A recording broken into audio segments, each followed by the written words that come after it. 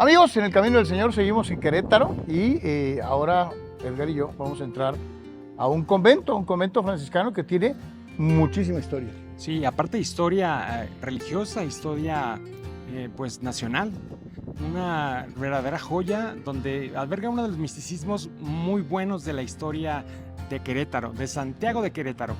Entonces, pues vamos a... En el Camino del Señor, recorrer el santuario y convento de la Santa Cruz de los Milagros en Querétaro. En Santiago De Querétaro. Vamos para adentro. Señoras y señores, acompáñanos.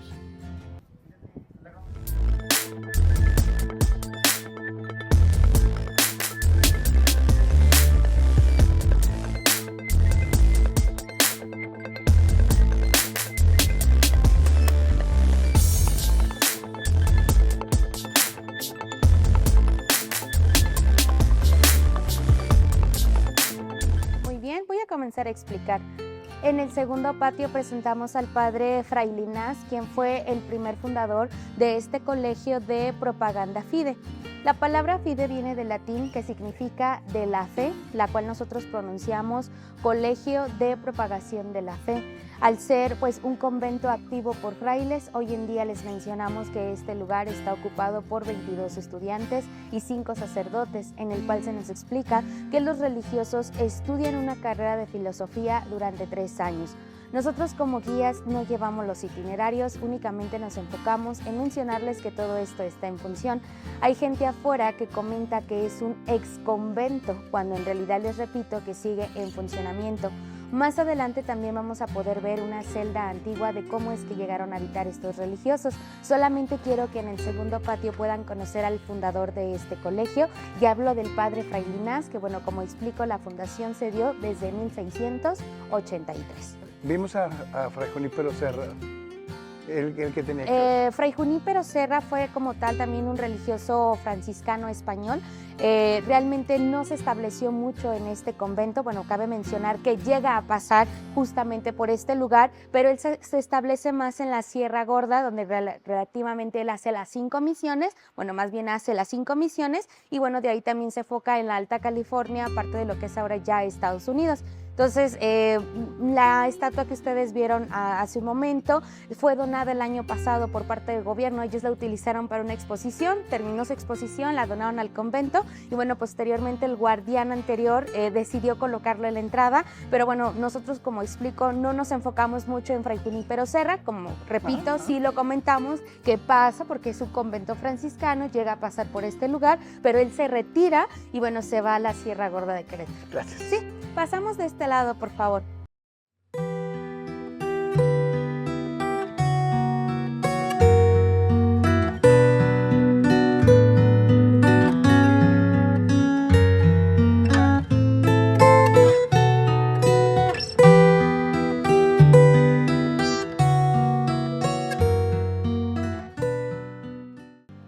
Bueno, aquí el objetivo principal es que ustedes se puedan acercar a la reja para que vean los famosos árboles con sus espinas en forma de cruz.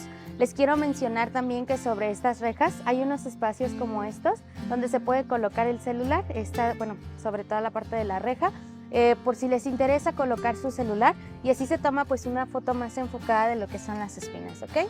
Bueno, comienzo a explicarles, ya que justo como lo ven, llegamos a los famosos árboles que dan una característica de espinas en forma de cruz.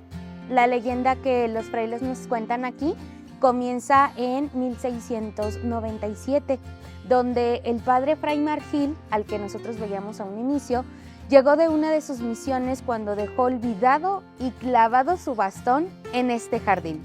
Con los días de ese bastón que dejó justamente en este jardín, observaron que le salían ramas que dieron pues estas espinas en forma de cruz.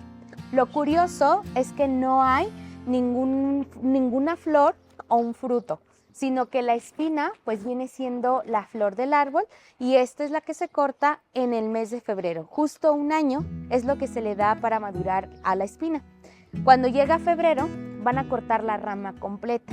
Después se va a ir podando cada una de las espinas, porque de ellas pues son las que salen los recuerdos para que lleguen a la tienda de este lugar.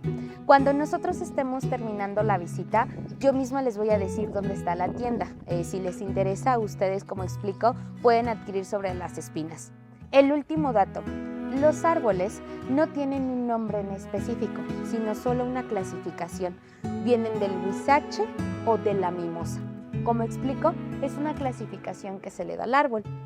Y bueno, pues aquí únicamente les mencionamos que el nombre común que tiene o que lleva, ya que a través de la gente nosotros los llamamos árboles que dan espinas en forma de cruz. Ese es su nombre común, ¿ok? Todos estos árboles no tienen una semilla, sino que, repito, solo se propagan por raíces, ya que se explica que del bastón original es donde nacen las raíces por debajo de la tierra, y cuando estas raíces se cruzaron, brotaron, pues obviamente, como lo ven, nuevos árboles. Muy bien. Posteriormente sí, realmente los más viejos son los que están en la parte de atrás. Se puede decir que el bastón pues podría haber estado justo en la parte de atrás.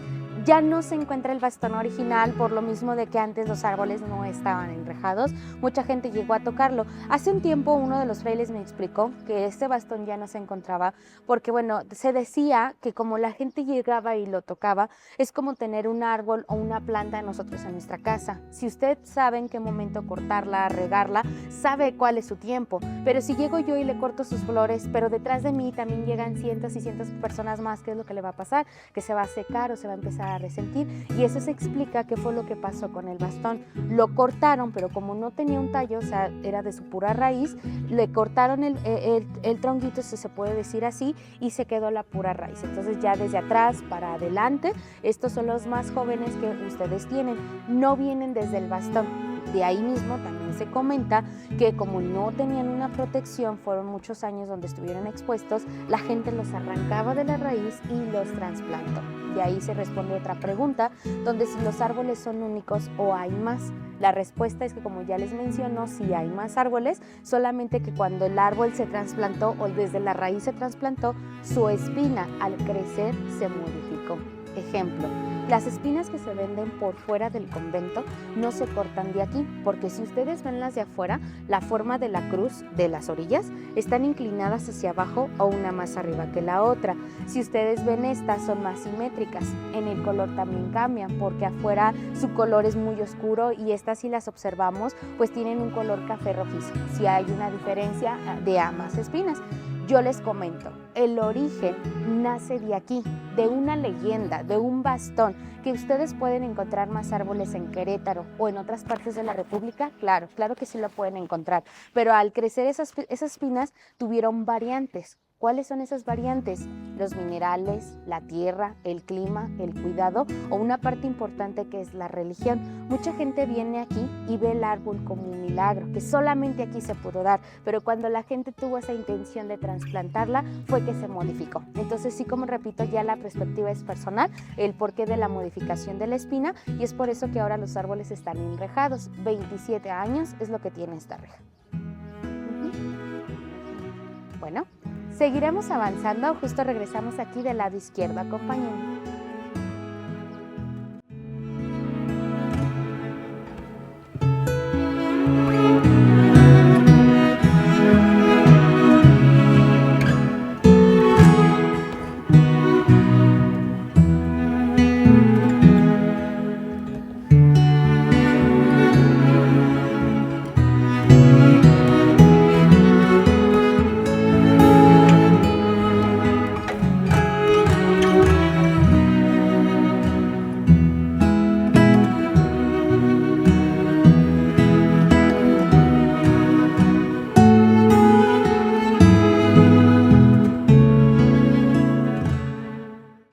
Muy bien, voy a comenzar a explicarles. Justo aquí llegamos a lo que nosotros conocemos como patio de aguas, que es la parte final del acueducto. Todos los arcos que se ven en Avenida Zaragoza llegan aquí, y bueno, esto sucede desde 1735, cuando el agua corrió por la parte superior del acueducto. Uno de los primeros depósitos a donde llegaría el agua es el que está aquí del lado derecho. Bajaba a través de este canal y llegaba a estas piletas, que bueno, se podría decir que era la cisterna de agua del agua del convento. El proceso no era quedarse aquí, sino continuar y bueno, pasar aquí por la parte superior de este arco, en el cual pues llegaba a el que sería uno de los últimos depósitos. El objetivo principal era llevar agua hacia las fuentes de la ciudad, y yo les hablo de 60 fuentes, 20 internas y el resto públicas. La principal fuente se ubica en Plaza de Armas y nosotros la conocemos como la famosa Fuente de los Perritos. Es una fuente principal donde llegó el agua de este acueducto. Hoy en día pues ya no funciona, dejó de hacerlo aproximadamente en 1900, donde bueno, Querétaro creció, el manantial se descuidó y tuvieron que cerrarlo.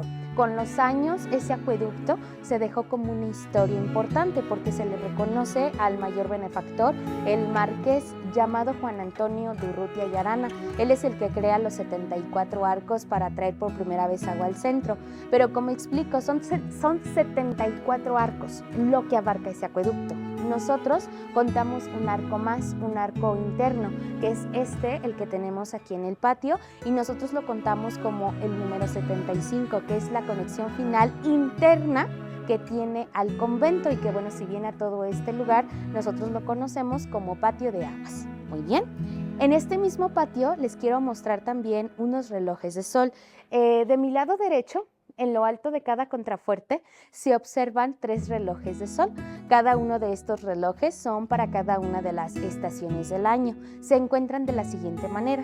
El primero del lado izquierdo es la estación de primavera, el segundo es invierno, tercero verano y hay uno que nos falta, otoño. No está otoño porque hubo un momento donde todo este convento funcionó como cuartel militar. En muchas partes se destruyeron y entre ellas el cuarto reloj. Ahorita el que se supone que nos tiene que dar la hora es el primero del lado izquierdo, pero le falta algo, una varilla, la cual sí se necesita, porque en días soleados, cuando el sol sale, tiene que reflejar a esa varilla. La sombra es la que se va a mover y nos va a ir indicando la hora durante el día. No hay minutos ni segundos, solo horas completas. Si nos preguntamos por qué primavera y verano no tienen la varilla, pues les quiero mencionar que así como se encontraron, así se deben de quedar. Los padres han tratado de conservar partes originales, por eso repito que como se encontraron, así se deben de quedar. Hasta el día de hoy, el que todavía no sigue funcionando solo es un reloj y es el de en medio, en el cual, repito, es la estación de invierno. Muy bien. Y bueno, la fecha que se nos aproxima a los relojes es de 1600, cuando todos funcionaron dependiendo a cada una de sus estaciones, ¿vale? Sí, las habitaciones, bueno, de este lado tienen lo que es la sala de audiovisión, si no mal me equivoco, y las ventanas de abajo da otro salón que es al Salón de la Purísima, pero sí, de hoy en día todas las habitaciones están de lo que viene siendo el segundo piso. Ajá, de este lado de acá. Estas son las ventanas de los frailes. Son religiosos los que están aquí. Muy bien. Sí, todos son franciscanos. Sí, conventuales. No, son de la orden franciscana menor, conventuales, ya que justamente pues están por convento. Sí, vamos a pasar de este lado, por favor. Bueno, esa es la que era parte de la panadería, pero tuvo una remodelación.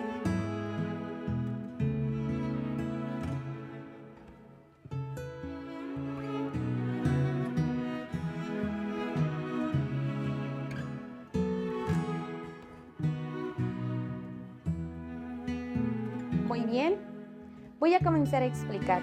Llegamos hasta la parte de la cocina antigua, donde aquí el objetivo principal para los frailes fue construir su cocina y quemar leña en las hornillas que vemos aquí en la parte de enfrente. Cuando el humo salía, se enviaba directo hacia la parte de la chimenea, donde esto pues libraba las molestias del humo hacia los cocineros.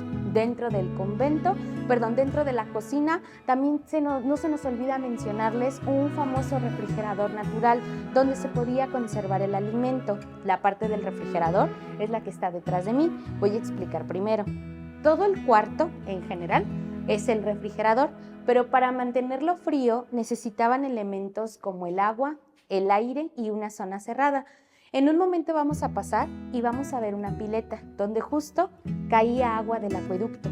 El agua que se mantenía en la pileta solo se utilizaba para el consumo propio de la cocina. También vamos a observar una cueva que es parte del lugar donde se metía el alimento 3 días nada más.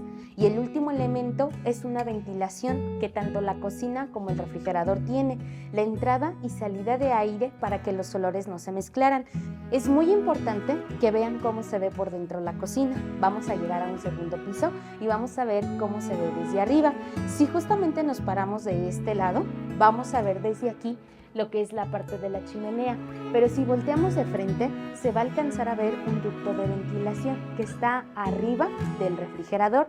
Antes este cuadro debería de estar cerrado, porque yo les explicaba que el humo tenía que salir hacia la parte de la chimenea, no tenía que entrar hacia el refrigerador. Años después, cuando ya se abre el orificio, se hizo para muestra de ustedes, de que observen cómo se ve desde aquí. Cuando llueve, el agua de lluvia no entra a la cocina, sino que baja por unos canales y se almacena en un aljibe, pero les comento que eso lo vamos a conocer en el segundo piso. Por eso es muy importante que veamos cómo se ve por dentro de la cocina. Si les interesa, pueden pasar de este lado, por favor, para que conozcan la parte del refrigerador. Entran y salen, como les repito, es un cuarto cerrado. Vamos a entrar por aquí y por aquí mismo vamos a salir.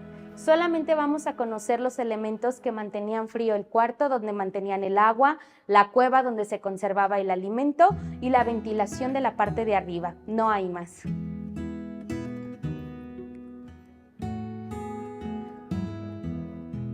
Sí, del lado, superior está la entrada directa hacia la parte del refrigerador. Justo. Y desde arriba de los muros es lo que vemos aquí, que si usted lo observa, se ve cómo entra pues el tragaluz o el aire del refrigerador, pero arriba está cerrado, solamente se ve dónde entra el aire para los muros del refrigerador. ¿Cuántos frailes vivían en la época más importante Pues no fue un mayor de 20 a 30 frailes los que llegaron a estar en este lugar. La cantidad de personas que llegó a habitar el convento fue aproximadamente cuando ya funcionaba como cuartel militar, que hay un aproximado de 200 personas que llegaron a estar en este convento. Hablamos de la fecha de 1800 a 1900, casi 100 años, donde estuvieron ausentes los frailes, pero ese fue como el auge del lugar que habitó más personas. Justo donde ya no se utilizaba también pues la guerra cristera, donde muchos de los lugares religiosos pues no se utilizaban como tal, y bueno, de ahí mismo también nos basamos a que los religiosos fueron excluidos o sacados de su propio convento, y bueno, pues de ahí fueron muchos años que se utilizó como cuartel. Hablábamos, como repito, de unos 100 años. Pasamos por aquí, por favor.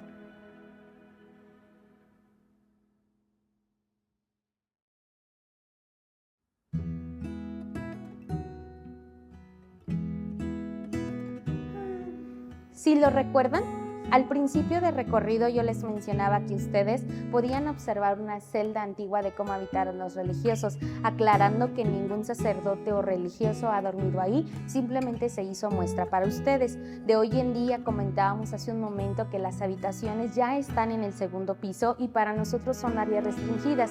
La orden que lo habita viene de San Francisco de Asís, por eso es que los llamamos frailes franciscanos de la orden menor. Ellos están portando un hábito que es color café y bueno, los 3 nudos al costado del hábito representan sus votos, que es obediencia, castidad y pobreza, al que representa a un franciscano. Especificaba que los religiosos actualmente estudian una carrera de filosofía durante 3 años en este lugar, y el ejemplo que tengo para dar es donde estamos en este momento. Aquí al lado tenemos la oficina del colegio y el pasillo los dirige hacia los salones.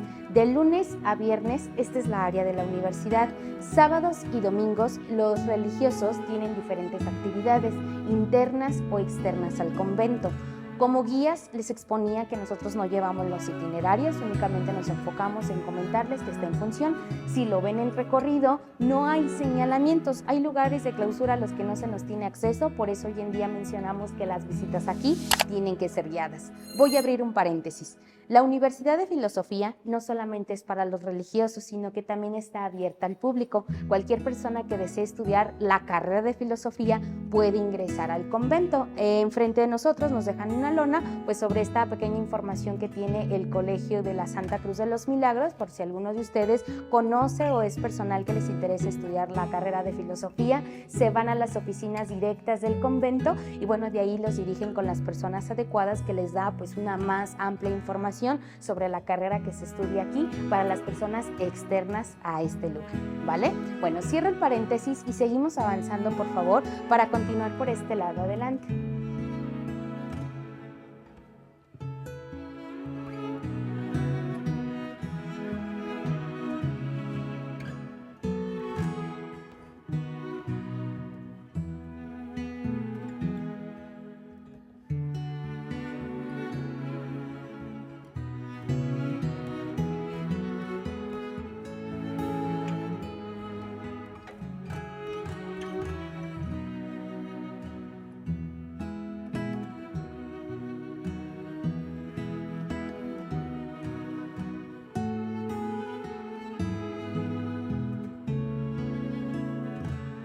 Los invito a que pasen de este lado, por favor.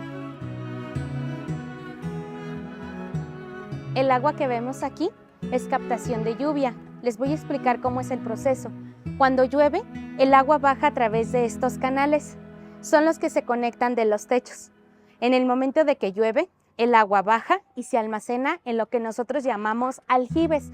Son 5 metros de profundidad, es todo este largo y todo este ancho, parecido a una cisterna. El agua, como la vieron, está debajo de nosotros y no es potable, solamente se utiliza para las plantas de este lugar. Del lado izquierdo está la huerta, donde tiene nísperos, guayabas, naranjas y limones, que sigue siendo consumo para los frailes. Hay algo más que voy a mencionar. La chimenea de la cocina, yo quería que ustedes vieran desde adentro cómo se alcanzaba a observar, porque justo aquí arriba, de mi lado izquierdo, parte superior, se alcanza a ver perfectamente, donde yo explicaba que cuando llueve, el agua no pasa hacia la cocina. Se tenía pensado en la captación de lluvia a través de los canales para que se almacenara en el aljibe. Y bueno, al lado de la misma chimenea, se ve la entrada de aire al refrigerador, que es ese ducto de ventilación que yo quería que vieran desde abajo, a como también les explico, se alcanza a ver desde arriba.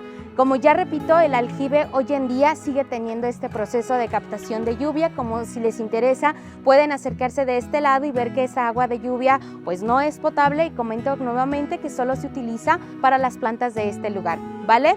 Vamos a pasar por el puente para seguir avanzando, por favor, y voy a dejar un comentario. Todo el territorio que está del lado derecho antes era de este convento. Dejó de serlo en 1946. Hace un momento platicábamos sobre cuando los frailes estuvieron ausentes en este lugar y cuando los militares tuvieron que regresar el convento, no lo regresaron todo, solo una parte. Ese territorio que no se regresó, con los años, tuvo que pasar a manos de gobierno, donde ahora construyó pues escuelas y un museo de arte contemporáneo. La reja es la que divide a ambos territorios. Ustedes todavía siguen conociendo parte del convento, por eso es que ahora escuchamos del otro lado a los niños que bueno pues están estudiando o que están en la primaria, y el museo está aquí al lado, como ya también explico, es una entrada gratuita, pero como repito, eso ya es parte de gobierno. La parte de aquí abajo, ya ha sufrido una remodelación completa, solamente les comento que pertenece hoy a la cocina actual. Y por último, sobre esta barda, ahí en la parte de abajo hay una llave. Así como ustedes ven, esa llave está del otro lado de la huerta. Anteriormente, para sacar el agua del aljibe, pues será como a través de una polea para cargar el agua. Hoy en día pues ya se hizo una remodelación y a través de una manguera pues se saca. Como ya les repito, es agua sucia y no se puede mantener mucho tiempo. Entonces tratan de que sí se quede en el aljibe, pero que se saque sí constantemente para que no se quede mucho tiempo ahí el agua, ¿vale? Seguimos avanzando y pasamos por aquí.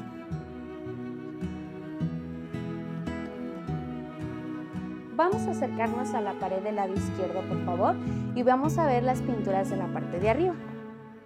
Nos vamos a recorrer de este lado, por favor.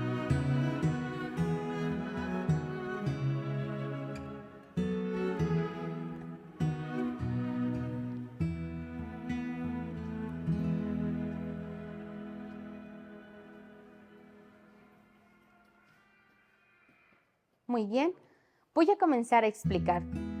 Justo estas pinturas que ustedes observan se terminaron de pintar en 1656. No tienen autor y se cree que son anónimas. Eran 12 murales haciendo el complemento del Vía Crucis de nuestro Señor Jesucristo. De los 12 murales, 11 se destruyen por manos militares y solamente uno completo es el que se pudo rescatar, este de aquí. Lo que vemos es una parte baja del momento que se está levantando la cruz de nuestro Señor Jesucristo. Si seguimos avanzando, por favor, aquí al lado se ve la parte superior de lo que acabamos de ver. Las dos pinturas centrales hacen un mural completo. Anteriormente, en este mismo pasillo, hacían este mural, solamente que la gente llegaba y las tocaba. Las tuvieron que dividir para poderlas conservar un poquito más. Y por último, las pinturas que se muestran en las orillas no tienen coincidencia. Estas nosotros no las tomamos como murales completos y por eso explicamos que de las 12, 11 fueron destruidas, solamente hay una completa y es la que se quedó en la parte central, dividida para conservarla un poquito más. Quiero que vean una pintura más, pero en esta necesito que hagamos un cambio de rol. Pasamos aquí enfrente, por favor, y la pintura que vamos a ver está de mi lado derecho. Es un poquito más reciente, pero es parte para darle semejanza a la fundación del lugar. Quiero explicarles que toda esta historia comenzó en 1531, un 25 de julio, donde se nos explica que hubo una batalla entre indígenas y españoles, cuerpo a cuerpo, porque no se creía en la fe católica. En el momento de la batalla mencionaron que hubo un eclipse de sol y que dentro de este eclipse se encontraba una cruz luminosa. Cuando todos se quedaron impactados a la imagen, decidieron parar la batalla y crear una cruz hecha de cantera. Por motivo de esa cruz, le dieron nombre a este lugar, que hoy corresponde llamarlo Santuario y Convento de la Santa Cruz de los Milagros.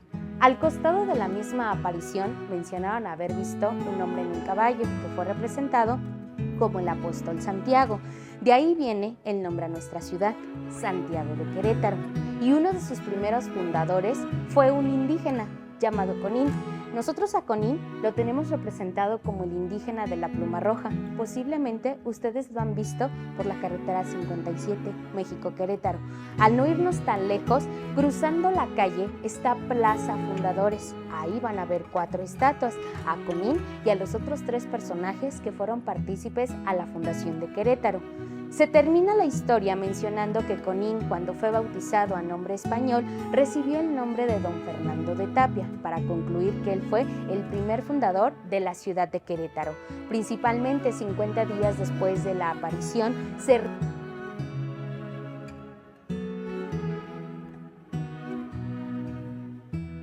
realizó una fiesta grande a la Santa Cruz de los Milagros, los días 12, 13 y 14 de septiembre.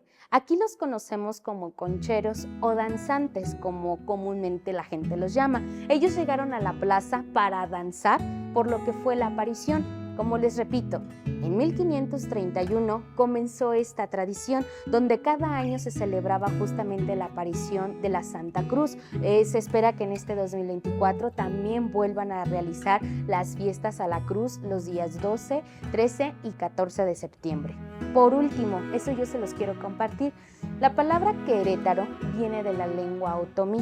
Significa juego de pelotas o lugar entre peñas. Ese es su significado de la palabra Querétaro, ¿ok?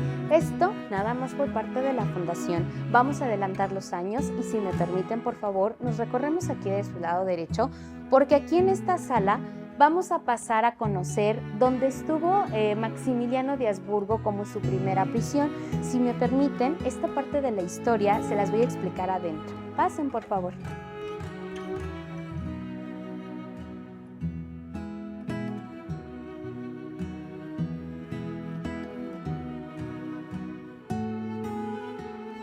Voy a comenzar a explicar. En esta sala, hace un momento en la parte de afuera yo les mencionaba que llegamos a la que fue la primera prisión del emperador Maximiliano de Habsburgo. Se sabe que antes de ser la primera prisión, todo el convento fue tomado por él como su cuartel militar durante 2 meses. No pasó más de 2 meses porque en la historia se explica que Miguel López, uno de sus coroneles de Maximiliano, lo traicionó. Tuvo que entregar la vigilancia a los republicanos, quienes tenían rodeado el convento para atrapar a este emperador. Cuando Maximiliano se dio cuenta de la traición, él no tiene opción y decide escapar a un lugar que es conocido como el Cerro de las Campanas.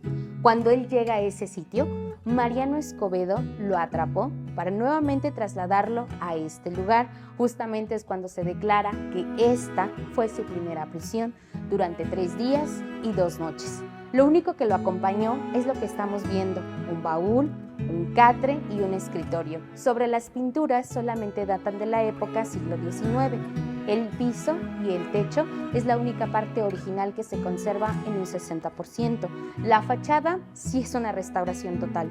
Tenemos 2 pinturas que tienen 5 años, son de las más recientes. Una de ellas está de mi lado derecho, que fue un regalo para los frailes, y la otra se muestra del lado izquierdo. Está un poquito escondida, pero sí es muy importante por mencionarles, porque esta pintura nos hace la representación a su fusilamiento, el cual sucede un 19 de junio de 1867.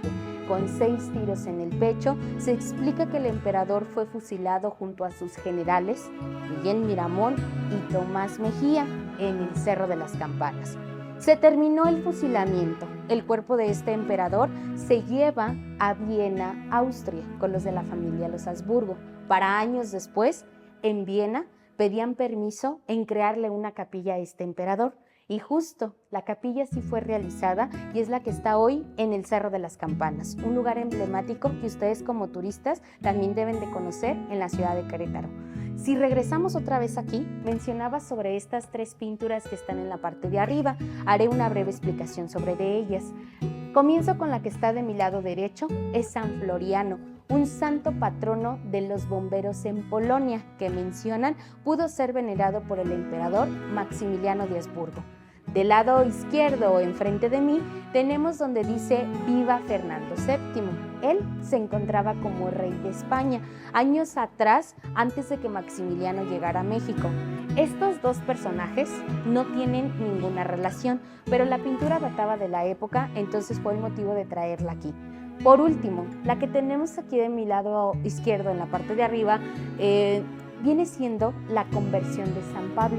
Cuando Dios le ciega los ojos por no creer en su existencia, sabremos que esto se puede leer en la Biblia católica. Por último, el cuadro que tenemos justo aquí en la orillita, pues relativamente no tenemos ninguna información específica, quién lo hizo, quién tomó esas fotografías, cuándo o en qué lugar. Simplemente se sabe que el cuadro fue hecho por los religiosos de este convento. Posteriormente de que ellos lo realizaron, pues lo trasladaron aquí a la sala de Maximiliano para que ustedes lo pudieran conocer pues un poquito más. Repito nuevamente, solo el baúl, el catre y el escritorio son las únicas cosas que específicamente se encontraron en esta sala. Antes de pasar, la parte de arriba de la puerta había una placa. Si ustedes la leyeron completa, la Secretaría de Turismo les confirma que efectivamente es aquí donde permaneció el emperador, solo 3 días y 2 noches como la primera prisión. Muy bien, después de que ustedes vean la sala, vamos a salir por este lado para seguir continuando. Por favor, adelante.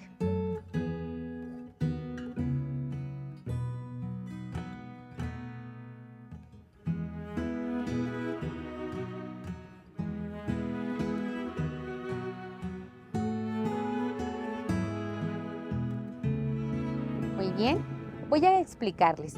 Yo quería que todos salieran porque lo último que vamos a ver aquí afuera son las cúpulas que están enfrente de mí.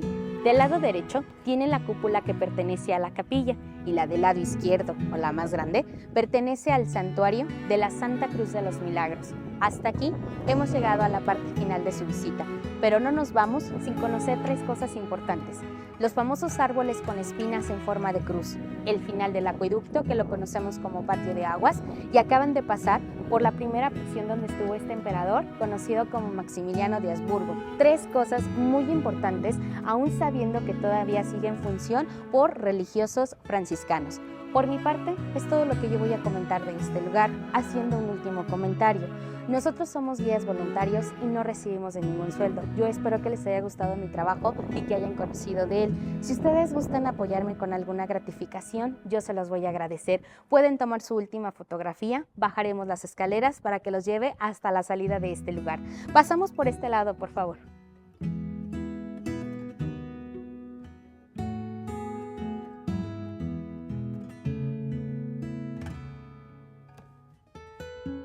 Si me lo permiten, ahora que ya están bajando, vamos a salir aquí del lado izquierdo, por favor, acompáñenme.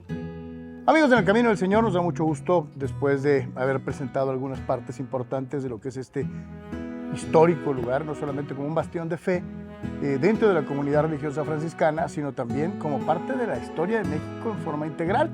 Y se encuentra con nosotros Sara Rosas. Sara nos dio el tour y usted ha visto a lo largo del programa algunas intervenciones de Sara presentándonos algunas de las importantes de este fascinante lugar. ¿Qué se siente tener esta oportunidad de tener contacto con el público, gente que no somos de Querétaro y que conocemos más del lugar a través de ti? Yo, para empezar, agradezco principalmente a los sacerdotes que han estado aquí. Nosotros como tal somos guías voluntarios, no es como un empleo como tal, pero en estos 10 años aproximadamente que yo he estado trabajando en este lugar, he aprendido tanto como de turistas, como de libros, como de historiadores, y también sobre religiosos y muchos sacerdotes que también me han apoyado. Muchas personas que en estos 10 años no se dice a lo mejor tan fácil, y obviamente sobre mi propia cuenta, que también he investigado ciertas pequeñas cosas del lugar, y para transmitirlo a los turistas, muchos de ellos me lo han agradecido mucho, la forma que se los explico, que soy muy dinámica, el cambio, el tono de voz, hay que ponerle un poquito de drama, de interés para las personas. Hacerlo emocionante. Hacerlo emocionante, sí, pero más que nada es que les llame mucho la atención, porque bueno, realmente seamos también muy poco de estas nuevas generaciones, se está perdiendo ese interés también mucho por la historia, entonces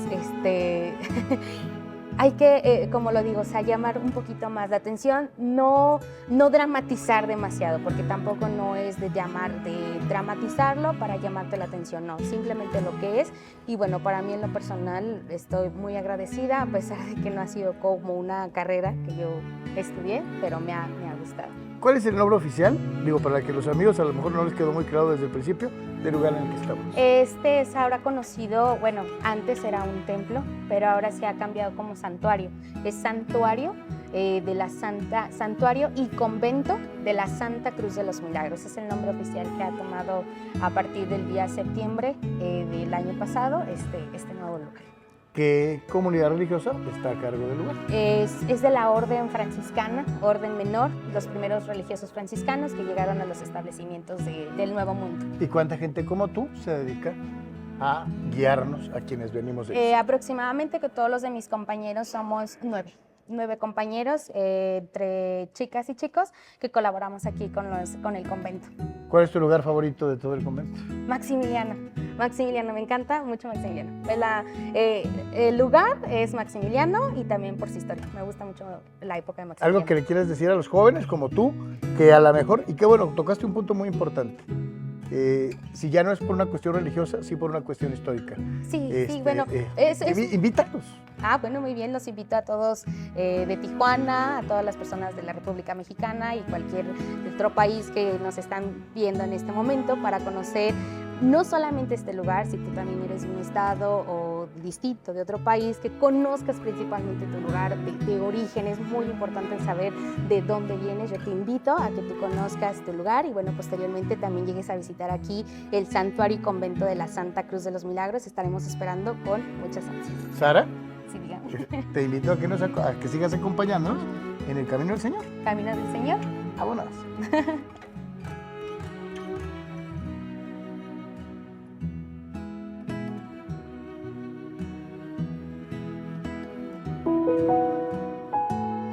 Quien dedica su tiempo a mejorarse a sí mismo, no tiene tiempo para criticar a los demás. Madre Teresa de Calcuta.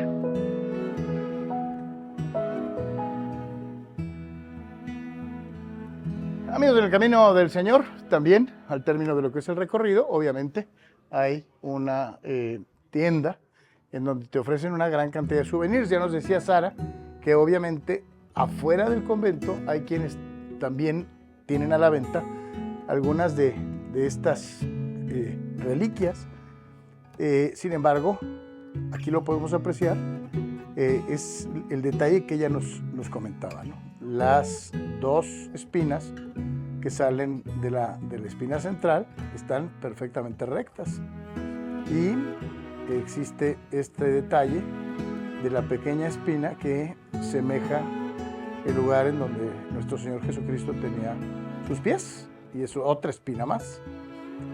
Y aquí lo podemos ver, estas son de este árbol y todas son idénticas.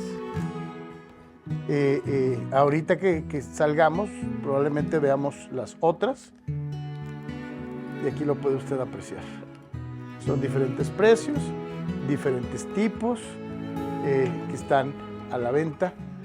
Obviamente de la venta de este tipo de cosas se genera también parte del mantenimiento para los lugares en los que acabamos de estar con todos ustedes. Así que vénganse para acá, vamos a buscar más. Pues bueno, ahora vamos a la parte del convento, la parte del templo. Es evidentemente un espacio muy hermoso. Ya veíamos a gran detalle lo que fue el convento, gracias a la explicación que nos dieron. Pues realmente vale la pena, los invitamos a conocer parte de su historia de México y más de su cultura religiosa. Es uno de los milagros palpables. Puedes ver una cruz que sale de un árbol y pues es indescriptible, ¿no? Ahí vemos a nuestra madre en el altar y pues son elementos, es un estilo barroco que reflejan mucho la influencia española. Algo muy hermoso. Y agradecemos a todos los que hicieron partícipe en este proyecto. Muy especialmente a Johnny, Antonio Torres, ahí que nos ha acompañado cantando algunas canciones. Y bueno, pues nos sirvió de guía en esta estancia en León, Guanajuato, en parte de Querétaro, en parte de San Juan de los Lagos, donde faltan todavía algunos programas por ver. Y pues bueno, ahí nos apoyó en la logística, en tomas. Agradecemos mucho su valiosa cooperación, que nos anduvo moviendo por todos lados. Y pues bueno, no queda más que agradecerles a todos ustedes. Es realmente, lo hacemos con mucho cariño y dedicación, esperando que les sirva a ustedes y puedan estar y conocer un poquito más de toda esta riqueza que tenemos. Pues bueno, es muy famoso este templo y convento de la Santa Cruz, justamente por los milagros que se ha realizado en la comunidad. Así que los invitamos a conocerlo, los invitamos a seguirnos, los invitamos a compartir y sobre todo a suscribirse, a dejar sus comentarios, que gracias a eso podemos seguir creando este contenido con el favor de Dios y poder llegar sobre todo a más personas, ¿no? Que es la idea, poder mostrarles con un granito de arena cosas tan maravillosas que están y que muchas veces no nos damos el tiempo de poder hacer. Así que muchas gracias a todos. Nos despedimos con esta toma hermosa de la Santísima Trinidad, donde vemos horarios de misa, obviamente del convento, actos de piedad. Y pues bueno, es parte de toda esta magia que ofrece este convento y este templo. Muchas gracias a todos, los esperamos pronto, que Dios les bendiga y nos vamos a despedir ahora en la parte de afuera para que vean un poquito de la parte de afuera la parte de afuera del convento, del templo, y un poquito su fachada, aunque sea ligeramente. Y pues nuevamente muchas gracias, recuerda que estás en el camino del Señor y esperemos que sigas ahí. Bendiciones y nos vemos en nuestra próxima aventura. Gracias.